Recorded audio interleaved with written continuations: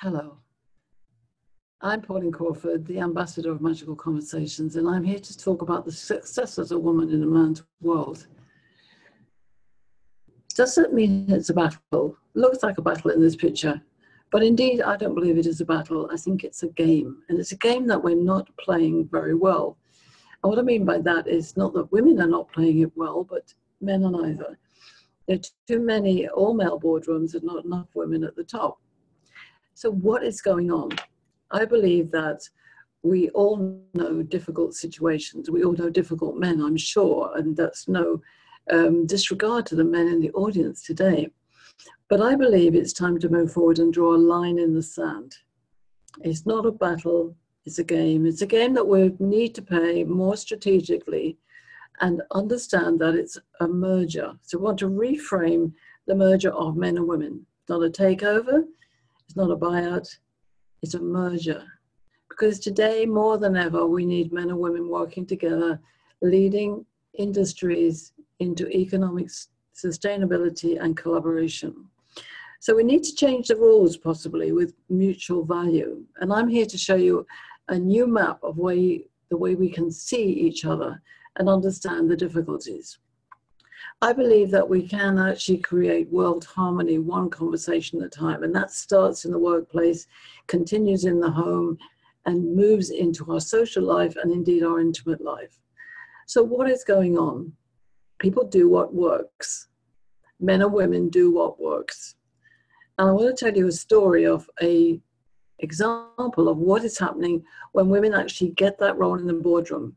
Jean was a client. I worked with her to help her seal her confidence along with her competency to get a job in an all-male boardroom.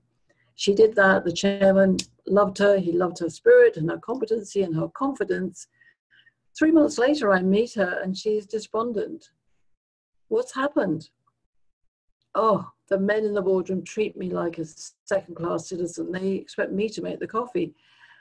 I said, how can that be when you passed such good standards at the interview? Are you playing it differently?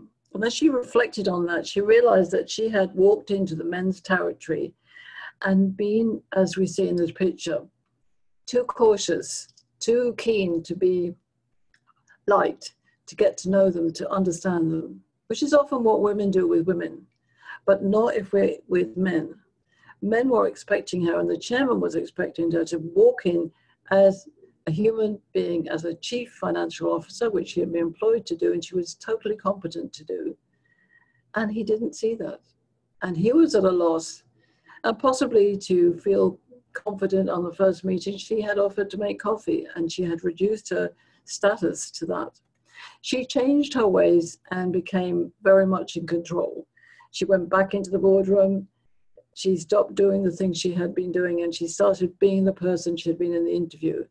She started continuously understanding the me that she had to be in that boardroom, to understand the relationships in the men's territory, and take note of that, the men's territory. So we're talking about success for a woman in a man's world, but I'm going to put the point forward to you that there are two territories. Consider a man going into an all-female board. How would he have felt being on the female territory? Because today it's more or less 50-50 in the boardroom, in the workplace. And in the boardroom, it's not 50-50. So in the FTSE 500, there are only 33 CEOs who are women. And one of the things that we haven't realized is we have a different hard drive. So in order to get from the bottom picture to the top, we need to know that people do what works, but we don't understand each other. So men and women have different hard drives. This is very important starting place. Because not all men are the same, not all women are the same, but women and men are significantly different, especially in the workplace, in the way they tackle things. I've been researching men, and I found out that this is what men have said. Over the board, I'm confused. Don't smother me, women, please. See me as I am and not how you want me to be. She starts saying to me, my voice is not heard. Men take my ideas. Men criticize me. The airwaves are crossing over because we don't value our differences. There are some classic things happening here. It has been a man's world for several decades, for 2 centuries, 3 centuries more, by honoring the men's territory as different to the women's territory and understanding that mix, which you see in the conjoined bubble, we can start talking in straight lines and circles and curves. And why do I say that? Because basically men talk in a very straight line and women talk in curves and circles. Now, what does this mean when we talk about changing the rules? Remember what I said, I believe that we're having the wrong conversation. We aren't looking at 2 territories, we're still looking at women going on to men's territories, as Jean did. Now that's where we have to be careful. For an environment which is predominantly male, we need to honor the male territory. In a predominantly female territory, we honor that. But how do we decipher when they come together and they become more balanced and we seek equality?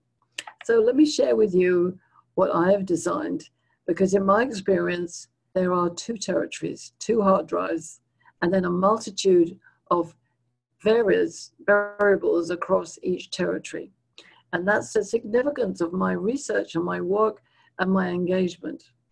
Because we do know that men are more task-focused, women are more relationship-focused. So this is a visual for how we might be acting. Men act in a straight line. They ask questions for answers. Women ask questions that go round in circles and increase the content. When men nod, they mean yes. When women nod, they mean maybe. So every point, there's a straight line and a curve. Men go 1 step at a time, either or. Women go several steps at once and go and. So for me, it's about the language that goes across the 2 territories and how we understand those territories.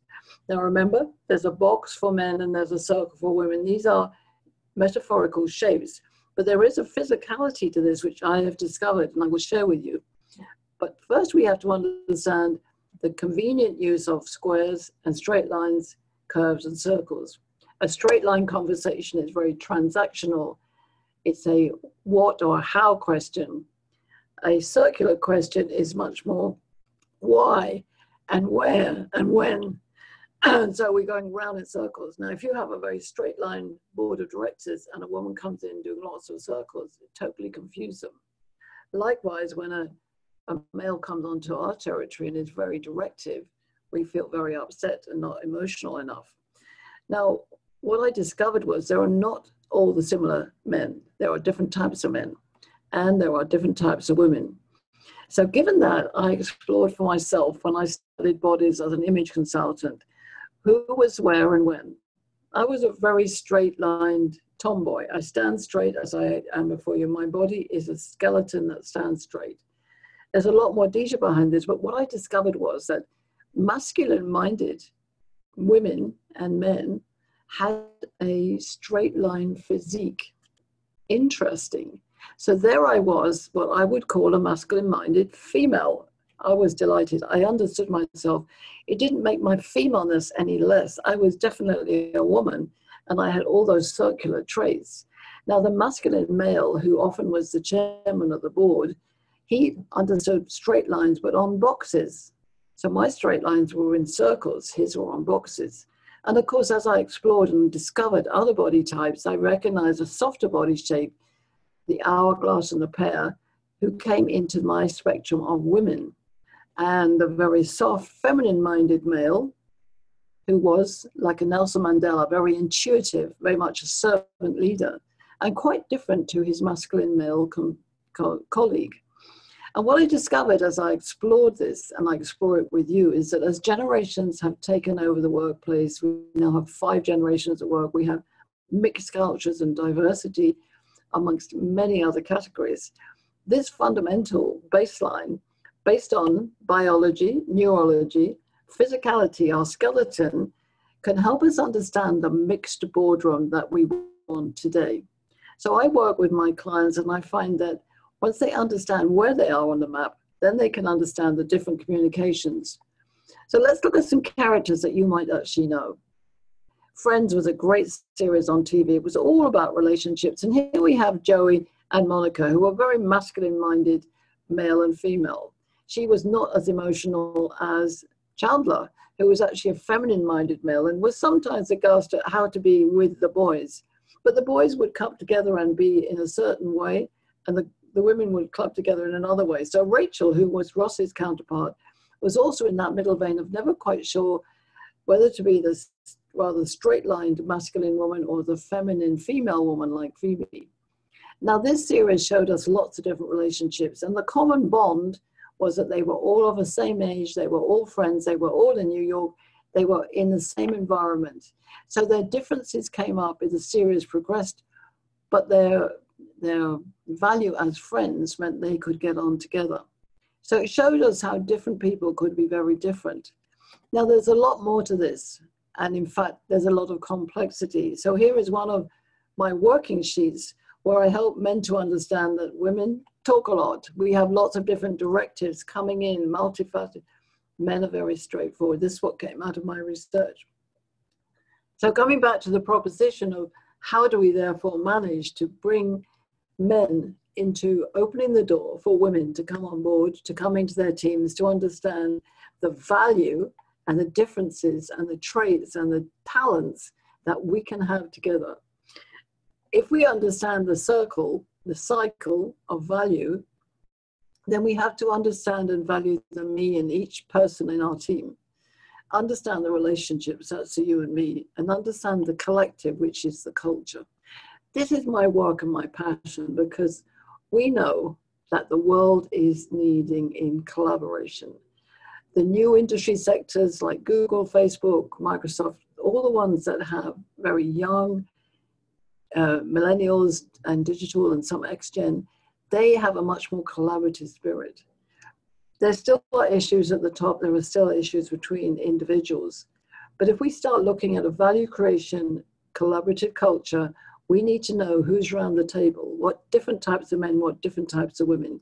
If you'd like to come see me at my table, and those of you I've already talked to, there's lots of examples of who we can put around your table.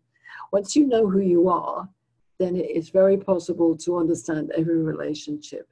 So I have available to you a Zoom clinic, which is a 3-hour session where you can bring your difficult situation, but not the difficult person, to my clinic. We will resolve that. I have had great success. I've recently had a client who wrote to me from Hong Kong as the head of an international school there. He said that my session with him had highlighted exactly how he needed to manage the other teachers in his school, how he got this promotion, and how in fact he has taken the philosophy of that value creation cycle into his teaching with remarkable success. I have my book for sale. It's Magical Conversations, and it's about the philosophy of understanding how to create magic in your life and in your business success. Thank you for giving me your time. I look forward to sharing much more as we go forward.